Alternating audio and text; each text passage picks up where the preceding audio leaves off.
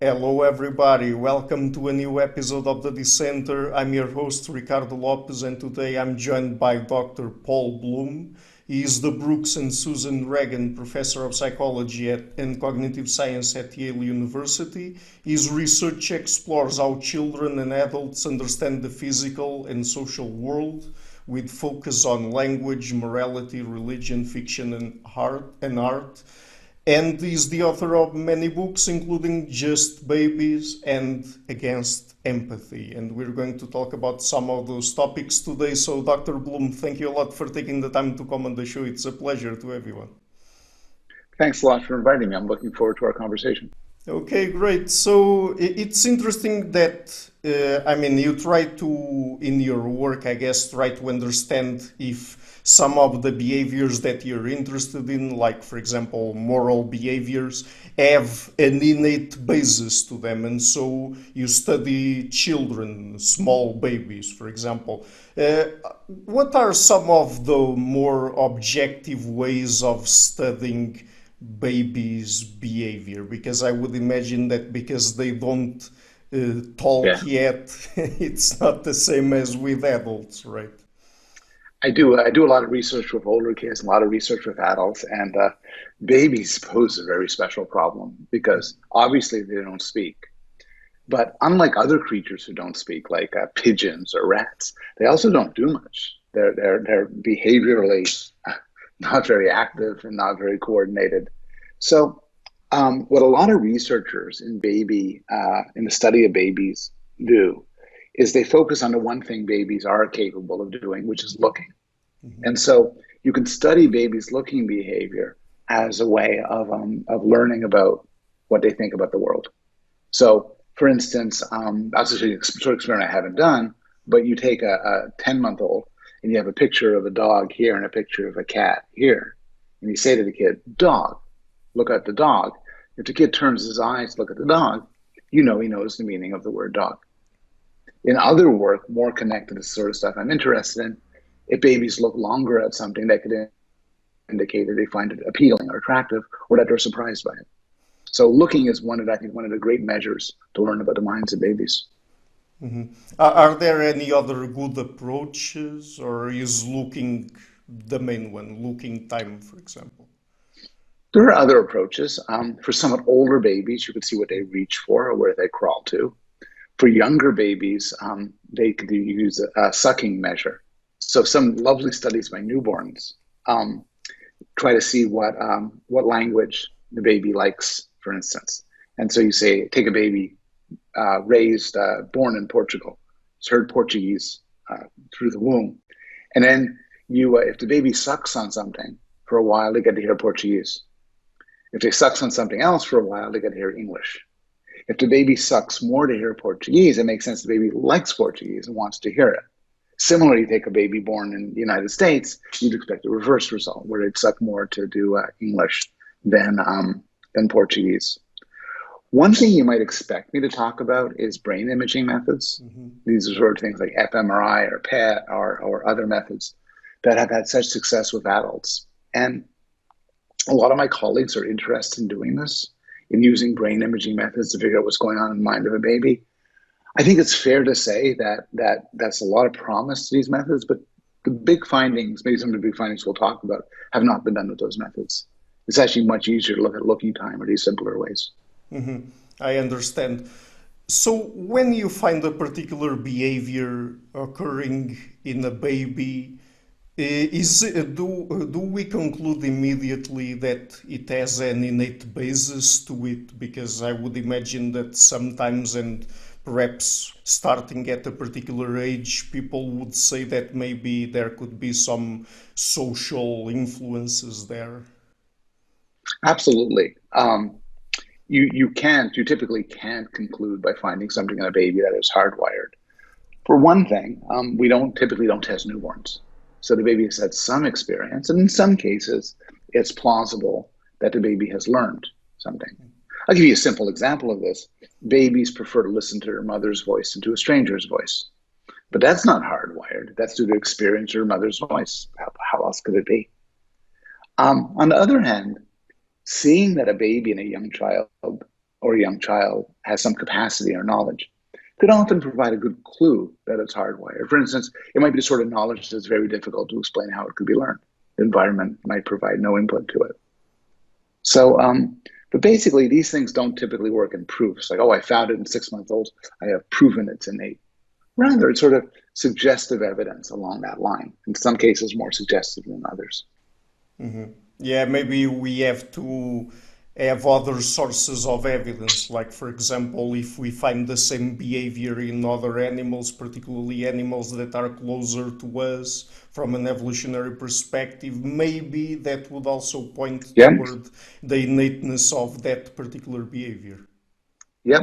Or even animals that aren't very close to us. Some of the studies that have been found with babies, showing that babies have an understanding of objects and how objects work, have been replicated of newborn baby chicks, finding that they have the same sort of expectation knowledge. And then you say, wow, at least for the chick, it's hardwired. Maybe it's hardwired for human as well. But yeah, you look at converging forms of evidence. You look at other animals. You see whether there's a good evolutionary argument for why it could be innate. You look see if it's cross-culturally universal. Doesn't prove it's innate, but it's suggestive. You use various converging forms of evidence. Yeah.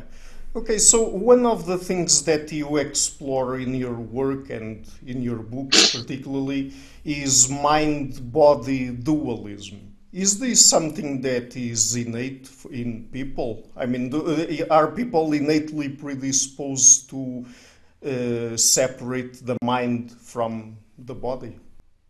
Right. So the idea of mind-body dualism, intuitive dualism, like the way you're talking about it, is that many of us intuitively think we're separate from our bodies. And this shows up in religion, for instance, where people believe that when they die, their body will decay, but they will survive. It shows up in movies where people exchange bodies, the idea of demonic possession. These are very, very common ideas. And it suggests in some way this kind of makes sense to us. I don't actually think like we're hardwired to be dualist in any direct way. What I do think is that we have built-in systems for seeing the physical world, seeing the world of desks and computers and chairs and clothing. And then we have another different cognitive system for seeing people and their actions and their motivations. And I don't think these systems mesh very well. I think they sort of provide different outputs. So I think I see you and I see a physical body, but I also see you and I'm wondering what you're thinking, what your next question is, and what did you mean by that? There's two different ways of looking at a person, and they just don't mesh. Your mind doesn't appear to me in the same way your body does. And I think that that's the grounding for mind-body dualism. So it's sort of that distinction that I guess some anthropologists make between what they call folk physics and folk psychology or theory of mind. That's exactly a good way to put it. We have these sort of folk theories, these common sense theories, and these have some innate basis. They typically aren't like hardwired in, but they have some innate basis. Another thing that your way of talking about it brings to mind is mind-body dualism is mistaken. So Cartesian dualism is as dead a theory as there ever was. It turns out that how this happens is a matter of enormous debate, but our mental life is a product of our physical brains. And so to the extent we're dualist, we're just wrong. Yeah. So, I mean, there are then two different ways. I mean, people think about their physical worlds and their social worlds in different ways. They separate them, correct? That's right. That's right. We think of them as separate, so separate that we can imagine social beings that don't have physical bodies, like gods or ghosts or spirits. And of course, we could imagine physical bodies that don't have a social nature, like corpses. Yeah. And would that have any implications in terms of morality? I mean, because people tend to separate minds from bodies and perhaps attribute some sort of agency, soul to other people, then that's one of the reasons why they deal with people differently than what they deal with an object, Yeah. for example. Yeah. There's all sorts of ways in which a mind-body dualism can influence our moral reasoning. Hmm. Um, One way is that sometimes our mind-body dualism sort of develops into a theory of the world and a theory of things. And this theory has strong commitments. So you might, for instance, think of physical things as either possessing a soul or not. If they possess a soul, like you and me, they're a moral weight. If they don't, they aren't. And so, in some way, it could force you to a dichotomous view about other creatures like fetuses and embryos and animals and even sophisticated computers, where a question which is really should be understood in terms of a degree is thought of as all or nothing. And I think that's one way in which our dualism intersects with our moral reasoning. So, what is the earliest age that we've studied where babies already show what we could call moral behavior? We see we see it before the first birthday in different forms. So one thing you see is when it comes to behavior is distress at the suffering of other people. Is babies will be upset if they see somebody in pain. Often they'll try to help even at a very young age. So you have that sort of beginning of compassion. And then in some of the work I've done at Yale University in collaboration with Kylie Hamlin and Karen Wynn, we find with kids, say as young as 10-month-olds, some ability to distinguish good actors from bad actors. Someone who helps somebody versus someone who hinders somebody. We show them these little one-act plays where like a character is trying to get up the hill, one character is helping it, another character is hindering it, and we see which one the babies prefer. And so some degree of moral judgment, capacity for moral judgment, also shows up early. Can we talk about different stages of moral development? I mean, is it the case that as we have stages for other things in development, there's also a set of stages that babies and children follow while developing their morality? It's an interesting question. Lawrence Kohlberg, the great moral psychologist, argued that there were stages in moral development that run similarly to Jean Piaget's stages of intellectual development. I'm less convinced. I think the idea of stage theories of that sort has fallen out of fashion, maybe for good reason. What is clear is that, a baby is different from a toddler and a toddler is different from a 5-year-old. So you get development. But I'm not sure we gain by thinking in terms of discrete stages you go from one to another. I think it's more like you just say, well, the 2-year-old doesn't have this and the 4-year-old has this, or the 7-year-old is better at this than that. But I'm not sure we gain by thinking in terms of distinct stages of the sort that, Piaget called the concrete operational stage or the sensory motor stage. But why is that? Is it because it's not the case that all children follow a set of stages of moral development, or is it that that kind of way of thinking is not really that scientifically useful? Well, it's a perfectly scientifically reasonable claim that there exist stages. It could as well happen, you know. And a lot of great minds have been caught by this idea. Of course, Freud with the anal stage and oral stage, and Piaget, and it's a perfectly plausible view. I think it just hasn't turned out that way. For there to be a proper stage theory, what you'd expect is kids of this age would just have this pattern of moral thought that's sort of consistent and everything ties together. Then you get another stage that's a whole different pattern of moral thought. So for instance, Kohlberg said that early on, you might start off viewing good and bad in terms of punishment. Something's bad if your parents disapprove of it, and good if they praise it. Later on, you might think in terms of the consequences of your acts.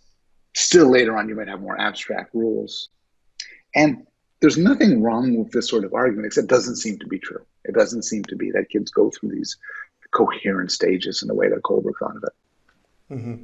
I understand. Okay, so in terms of how children come up with their moral values, let's say, I mean, is there a lot of innateness to these, or does it come mostly from their social environment? Because I would imagine that for them to hold specific moral values that they would get them from, I don't know, their parents, their Yeah. peers, and so on. So there's no doubt the environment plays a huge role in our moral lives because people in different cultures and different times have different moral views. I think slavery is wrong. You probably think slavery is wrong too. But if you check back on our ancestors hundreds of years ago, they think slavery was great. Um, I think homosexuality, there's nothing wrong with it. But I know people in my country who think homosexuality is deeply morally wrong.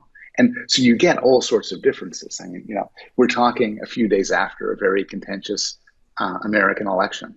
And the election involved a very sharp contrast in views, and it involved a clashing of people with very different moral views about the obligations of government, about reparations, about healthcare, and so on. So plainly, there's a big effect of environment on moral thought. Not only when we're kids, but now. You're younger than me, but both of us, our moral views will change over time. But having said that, I think there are moral foundations. I think there are things that are sometimes they don't necessarily show up early on, but I think they're just part and parcel of being human. Mm-hmm. Foundations include, for instance, that it's wrong to harm somebody for no reason. That fairness is good. That punishment of bad people is good. That we shouldn't lie. That communication requires some degree of honesty. I give you kind of a list of things, which I think either shows up in babies or emerges later, but I think is sort of moral universals. Mm-hmm. So you go to other societies and, they'll differ with you in all sorts of ways. But if you walk up to somebody and punch them in the face, I guarantee you, they're going to look badly on that. You got to have a good reason to do that sort of thing. And that's everywhere. You wouldn't have human societies without that. So in some way, it's a boring answer. Well, it's not a boring answer because the boring part is, environment plays a role. The interesting part is I think there's more than that. I don't think we're moral blank slates. I think we start off with some powerful moral equipment from the very start. Mm-hmm. So you mentioned the term moral foundations. Does that have anything to do with moral foundations theory as put forth by Jonathan Haidt and others? I meant the term when I use it more broadly, just to refer to the idea of a moral capacity or set of capacity that we start with. But certainly one prominent theory of what this sort of universal basis is comes from John Haidt and his colleagues, who argue that we start off with a set of 5 or 6, the number sometimes changes, just fundamental moral notions. For John, I think it's like harm, fairness. It's care, harm, fairness, respect for authority, loyalty to the group, and then there's liberty and also sanctity / There we purity. go.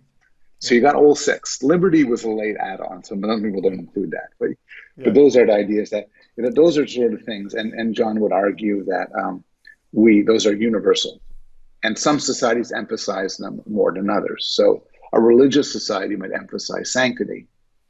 A sort of liberal cosmopolitan society might emphasize more, say, fairness. Yeah, yeah, I understand. And are there any important individual differences in terms of those foundations? I mean, I'm not talking specifically about the moral foundations that Hyde developed, but some of the perhaps, let's say, innate proclivities that you talked about, that things that people care about, do they vary individually? I think they would. I think they would in part because of culture. Some cultures say you should worry a lot about sex and sexual morality. Some cultures are less concerned with it. I think they may vary also depending on your own nature. So, for instance, moving away a bit from moral judgment to moral action, boys and girls differ a lot. Boys and later men are far more violent and less compassionate than girls and later women. That's a big individual difference. Within putting aside gender and sexuality, people differ as to how sensitive they are to the suffering of others, how empathic they are, how aggressive they are, how belligerent they are. I don't think that's quite the same as different moral ways of thinking, but it probably connects in some way. Interesting.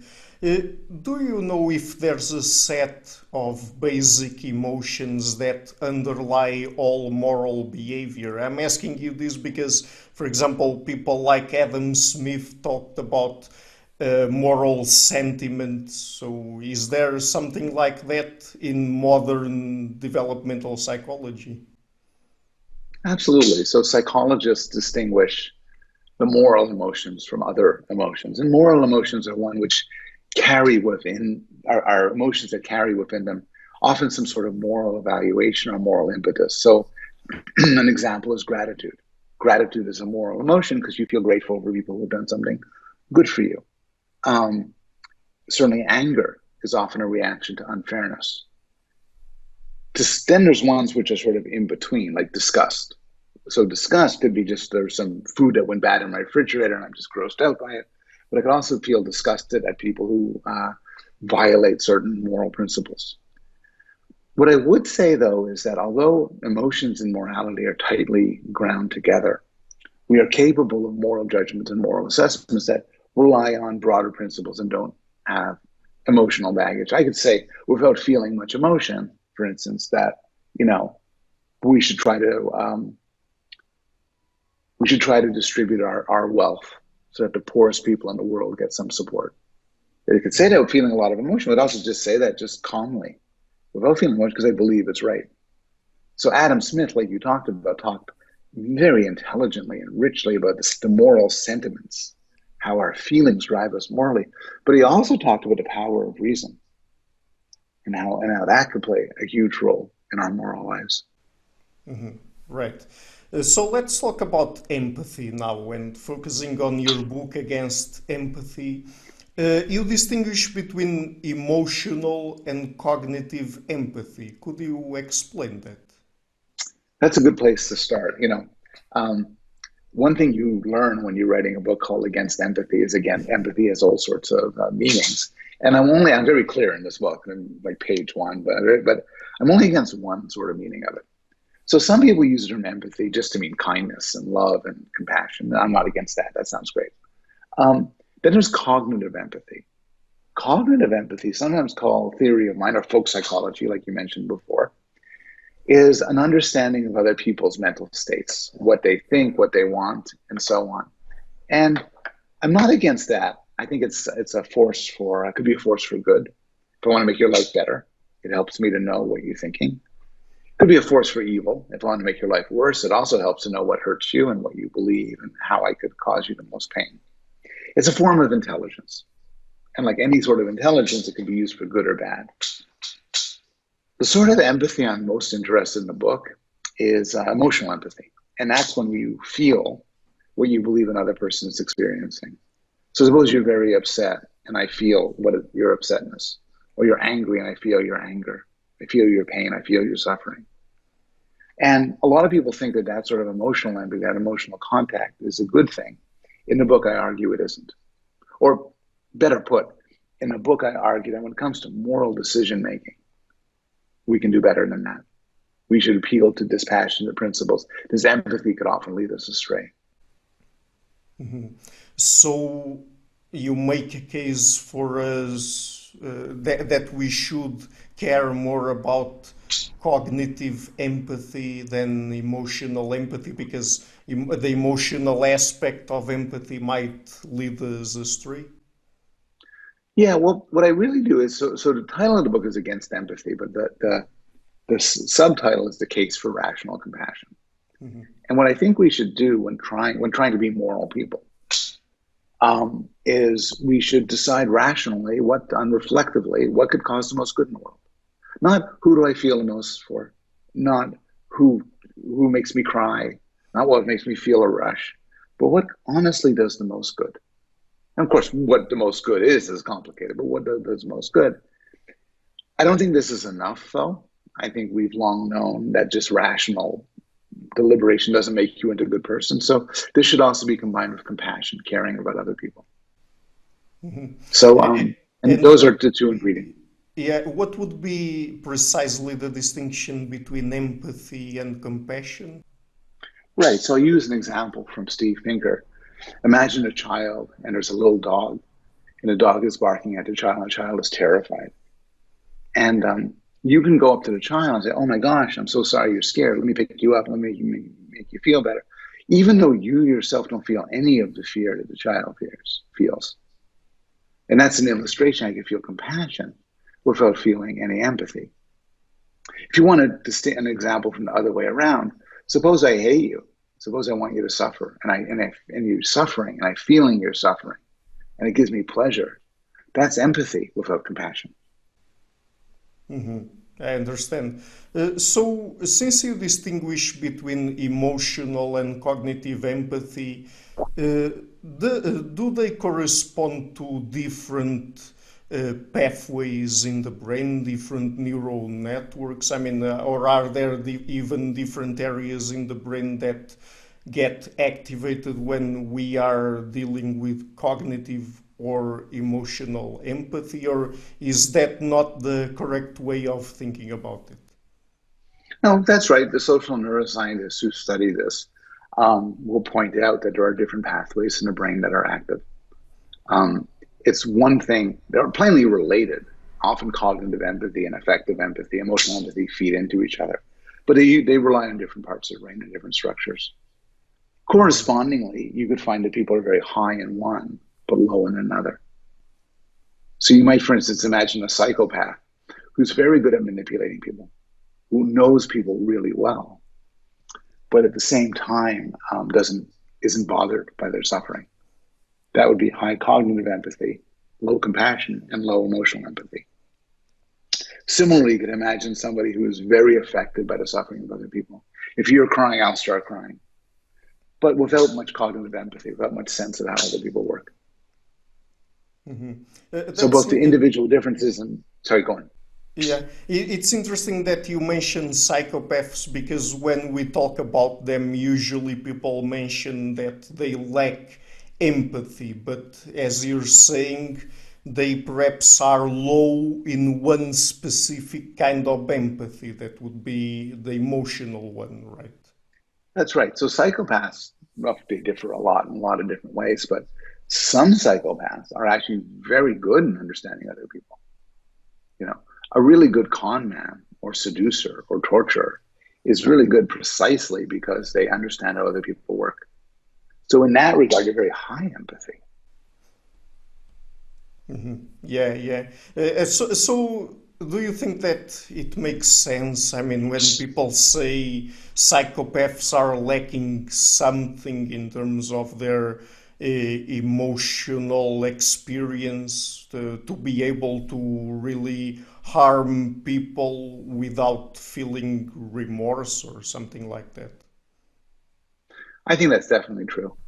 So think about what psychopaths have. They're not always, but they're often reasonably intelligent. They're often good with people. But what they have, and this is described in the most original discussions of psychopathy, is a general blunting of the emotions. Often they don't care about other people. They just don't care. They don't care about much of anything, actually. They're often depressed and have anxiety disorders, actually. Um, so they don't care about other people. And maybe in some cases, they're kind of have a blunted feeling, and then so they need to seek out arousal, sort of risk takers. A lot of the bad behavior of psychopaths is people trying to sort of arouse themselves and get excited about things. Yeah, So, for instance, psychopaths not only lack compassion, they often are relatively fearless and lack experience of fear. There's some lovely work by the psychologist Abigail Marsh, both looking at psychopath and also finding brain differences in areas of the brain involved in emotion between psychopaths and normal people. Is it easy for us to imagine what it's like to be someone else? Because I mean, sometimes people say you should put yourself in the shoes of another person, but is that really easy for us to do or even possible? It's quite a metaphysical question. It's hard to know how to answer that. Like, how would I know if I've succeeded in feeling or seeing the world as you do?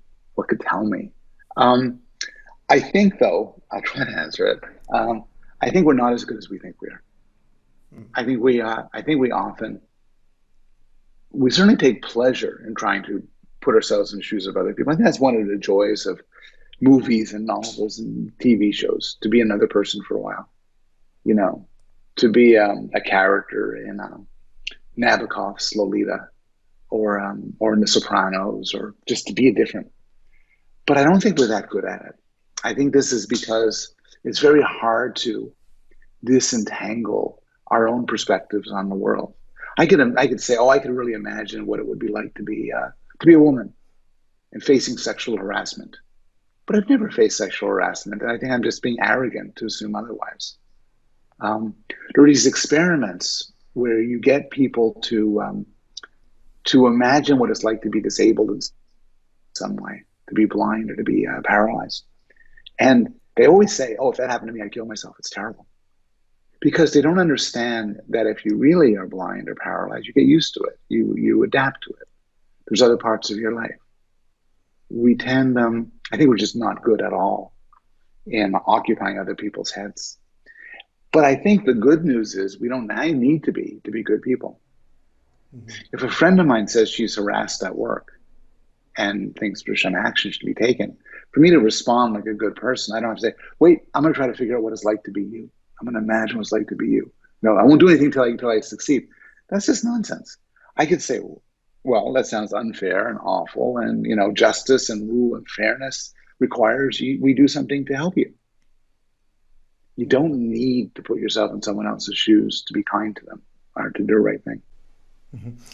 You don't need to do it, but do you think that that's a good piece of advice that people give, that we should try to put ourselves in the place of someone else and try to see the world from their own point of view? I think yes and no. In some cases, yes. Imagine you're a kid, and then you I don't know, story I heard. It's snow. It gets a lot of snow around here, and the kid, someone has their lawn, their walkway all clean, and the kid kicks snow onto the walkway. So a parent might say to the kid, "Try to imagine how you'd feel if someone did that to you." That's a good moral persuasion. Try to imagine what that would be like. That's pretty good. And in that way, I think that empathic exercise can be powerful. In other ways, less so. I think if you said to me, "Oh, I should care more about starving people in Africa," and then you say, "Try to imagine what it's like to be a starving person in Africa," I think I'd be such a failure at it that it won't do any good. Mm-hmm. Yeah, so I mean, there's also a connection, I think, between morality and violence. For example, I've had Dr. Alan Fisk on the show, and he has an entire book on that. So, do you agree with that there are instances, at least some of them, where people use morality as a justification for violence? Absolutely. I mean, the book he wrote with Tage Rye, Virtuous Violence, is this wonderful book. And other people, like the psychologist Roy Baumeister, made a similar point. It's not just that morality is used as a justification for violence, like after the fact. It's also morality is often an impetus to violence. Suppose I have no moral notions. I have no moral feelings. Well, I don't sound like such a good guy, but I'm not going to get in your face. I'm just going to go hang out at home, do whatever I do, try to make my way through the world. But if I'm infused with morality, I start looking at people. I start saying, "You stop doing that. You've done something terrible and you should be punished." That's not necessarily a bad thing. Some people should stop doing things. Some people should be punished. But morality often, a lot of the appeals, for instance, to war or to genocide are appeals based on moral principles. Look what those people have done. Look at the terrible things those people have done. The right thing to do is to punish them. The right thing to do is to cause them harm. From this perspective, violence is not a loss of control. Violence is not a mistake. or something shameful. Violence is a reflection of the right thing. I Hmm. mean, again, let's go back to the election. So it's less than a week after, actually a few days since we got the results of the election in the United States.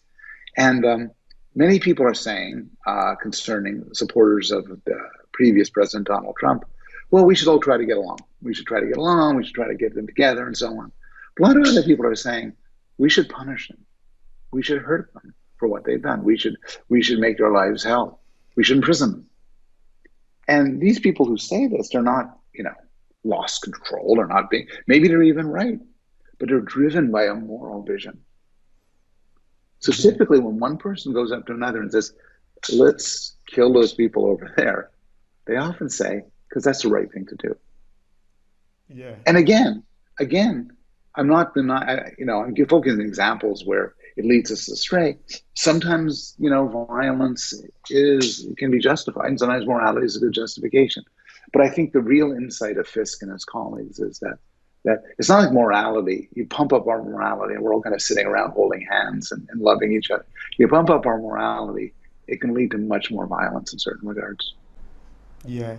And that's interesting because I guess that one of the things you're alluding to is the fact that when we want to mistreat other people, to be violent toward them, etc., we deal with them as people that have done something wrong, right? I'm asking you that because there's this dehumanization hypothesis out there for a very long time now, I think, where people say that in order for people to discriminate against and to do things like genocide and stuff like that, they usually dehumanize their targets and they treat them like insects or talk about them Yeah, like insects and things like that. So, what is your take on that? it's a very interesting issue. I don't doubt that dehumanization sometimes happens. Yeah. People like David Livingston Smith have discussed this, and there's a lot of stories and reports of how sometimes people literally don't see other people as human. But I do think, consistent with what we were saying before, that a lot of the cruelties we commit to other people are just because we see them as people, because we see them as moral agents. This argument was very nicely made by the philosopher Kate Mann in her book Down Girl, where she talks about misogyny and misogynist violence. And she argues misogynist violence isn't necessarily born out of men not understanding women's humanities. It's often born out of men responding to women's humanities, becoming enraged by what they perceive as a lack of respect, a lack of care. And it's an interesting analysis, I think, largely right. I think when you hate people, when you hate somebody in some way, it's a very intimate act where you treat them very much like people, and that fuels your hatred. Hmm. Yeah. So before I move on to the next question, because I have here a question from a patron of the show, but before that, since Against Empathy was published, I guess that you must have had lots of reviews. I mean, it was somewhat of a controversial book. Were you convinced by some of the criticisms that people put forth? I mean, have you changed ideas on some of the issues that you deal with in the book? So I should say, you get a lot of responses when you write a book like this. Almost without exception, the responses have been generous and helpful. There's a couple of exceptions, but not only by my academic colleagues, but also by people who read the book and send me emails and write to me. And I just find very interesting feedback. It's one of the joys of writing a book. It's a way of engaging in a conversation with smart people you wouldn't have otherwise met. The part of Against Empathy, I think the most that I would sort of work more about if I had another shot at the book would be the role of empathy in relationships. I talk about this in the book, and and I just think there's more to say. I think sometimes, and maybe I didn't emphasize this enough, we do want empathy. We want somebody to share our feelings. We want if we're friends and I'm feeling excited, I might want you to share my excitement. Other times we don't. If I'm anxious, I don't want you to share my anxiety.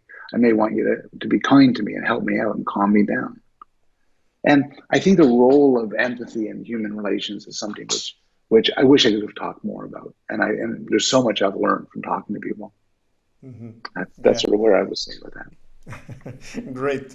Okay, so I also read you write about a bit about our current pandemic and how it exposes certain aspects of our human nature. So could you tell us about that? Um, there was an article in just published in the prestigious National Academy of Sciences, which I was part of, and it was 10 scholars, and we all contributed a piece to it. And the idea was, isn't that called "How the Pandemic Exposes Human Nature"? And I was talking about one specific aspect of it, and this was connected to compassion and kindness. And my response was actually simply critical. There are a lot of people who say the pandemic has made us nicer people. And they point to other sort of crises and in history, um, earthquakes and hurricanes and floods, where people have come together and become nicer. And what I argued in my short section, just a couple of pages, was there's not much evidence this is true. There's not much empirical evidence that the pandemic has caused us to love our neighbors more.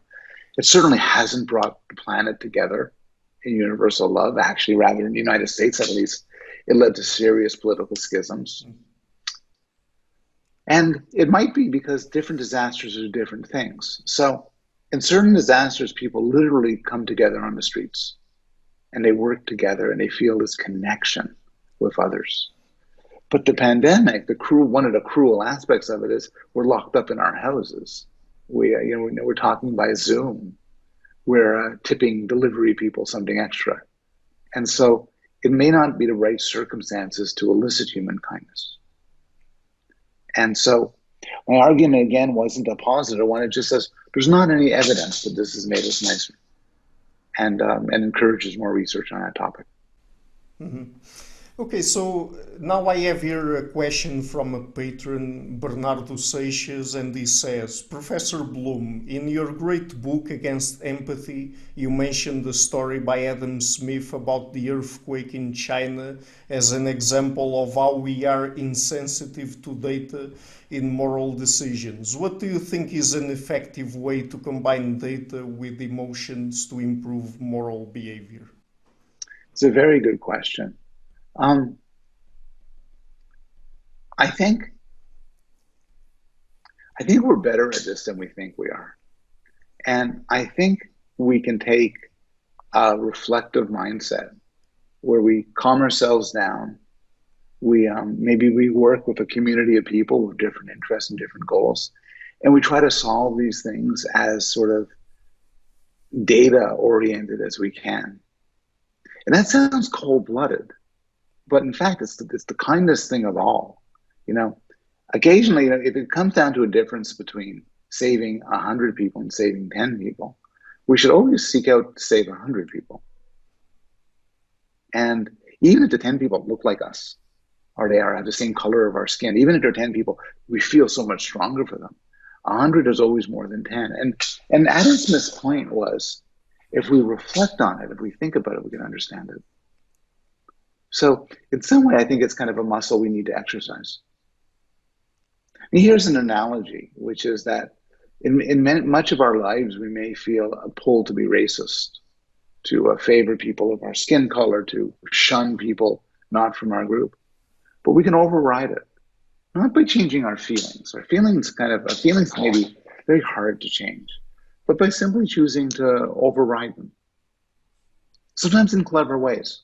For instance, which is true, if we're biased towards attractive people when making decisions over who to hire, and we think it's wrong to do so, well, hire people without looking at their pictures. If male names and female names guide us in the wrong way, take away the names. There's clever ways to do things that override these problems. Mm-hmm. Great. So I think that you're writing a book now that will be on pleasure and pain and pleasure in pain. I mean, people that Yes. feel pleasure when they experience pain. Could you lift the veil a little bit for us? I, I wrote a book called How Pleasure Works many years ago, and I'm returning to the theme. I'm really interested in cases where we seek out pain and suffering. And my book works on two strands. There's two currents of my book. One asks the question about pain, how pain can give us pleasure. So why do some people like BDSM? Why do people like spicy foods or hot baths and or scary movies? All these things like fear and pain and burning, typically bad, but under right circumstances, they can become a source of delight. And I talk about this in terms of the pleasures of the imagination, in terms of contrast, in terms of practice. There's all these different psychological theories I talk about for how, in the right way, pain can be a source of pleasure. The second current of the book is about why, is kind of broader, and it's more about why we might choose lives that contain some degree of suffering, difficult pursuits, having children, going to war, running marathons, I don't know, having a podcast, difficult projects that involve difficulty and planning and struggle, but we get pleasure from them, not in spite of the difficulty, but in large part because of the difficulty. Because it's a feeling of pride and satisfaction. And I talk about this in terms of our search for a meaningful life, and argue that the right sort of difficult pursuits add meaning to our lives. Mhm. Do you already have a title and a publication date for the book? I do. The title is The Sweet Spot: Pleasure, Suffering, and the Good Life. And the publication date is about a year from now. It's in the hands of my editors, but these things take a long time. Okay, great. So just before we go, where can people find you on the internet? The place to find me is probably on Twitter. I'm Paul Bloom at Yale. And if you want to email me, I'm just paul.bloom@yale.edu. Okay, great. So I will include that in the description box of the Thank you interview. so much. And Dr. Bloom, it was really a pleasure to have you on the show, and I hope that I can have you again when your next book is I, out. So, I hope so too, Ricardo. It was really nice talking with you. hello everybody, thank you for watching this interview until the end. As you might have noticed, I've started this channel back in February 2018 and have been putting out regular interviews with top academics and scholars from a variety of fields. So to keep the channel sustainable, I would like to ask you to please pay a visit to my Patreon page and to consider making a pledge there. If you prefer PayPal, I also have links to that in the description box of the video. Otherwise, and if you like what I'm doing, please leave a like, share it, and hit the subscription button. I would also like to give a huge thank you to my main patrons and PayPal supporters, Karen Litzke and Blanchett Pererga Larsen, Lau Guerrero, Francis Ford, Hans Frederick Sunda, Ricardo Vladimiro, Craig Healy, Adam Kessel, Olaf Alex, Jonathan Wiesel, Anian Kata, Jacob Klinkby, Matthew Whittingbird, Arno Wolf, Tim Hollesy, Henrik Alenius, John Connors, Paulina Barron, Philip Force Connolly, Jerry Mueller, Herbert Gintis, Rutger Vos, Bo Weingard, Rebecca Newberger Goldstein, Dan Demetriou, Robert Windeger, Rui Inácio, Arthur Coe, Zoop, Marco Neves, Colin Holbrook, Susan Pinker, Thomas Trumbull, Bernardo Seixas, Pablo Santurbano, Simon Columbus, Jorge Spinha, Phil Kavanagh, Corey Clark, Mark Blythe, Roberto Inguanzo, Mikkel Stormir, Eric Neumann, Samuel Andreev, Tiago Nunes, Bernard Yugni, Alexander Dunbauer, Omari Hickson, Fergal Cusson, Evan Bodrenko, Hal Herzog, Nuno Machado, Don Ross, João Alves da Silva, Jonathan Librant, Oslam Bullitt, Nathan Nguyen, Stanton T, Samuel Correa, Eric Hines, Mark Smith, JW, João Eira, Tom Hummel, David Sloan Wilson, Yacila Deza Araújo, Eden Solan, Romano Roach, Dmitry Grigoriev, Diego Londoño Correa, Tom Roth, and Yannick Punter. My producers, Isar Webb, Jim Frank, Lucas Stafiniak, Ian Gilligan, Sergio Codriano, Luís Caetano, Matthew Lavender, Tom Vanegdam, Curtis Dixon, João Linhares, Benedict Mueller, Vega Guidi, Sardas France, and Niruban Balachandran, and my executive producers, Michal Ruzieski, Rosie, and James Pratt. Thank you for all.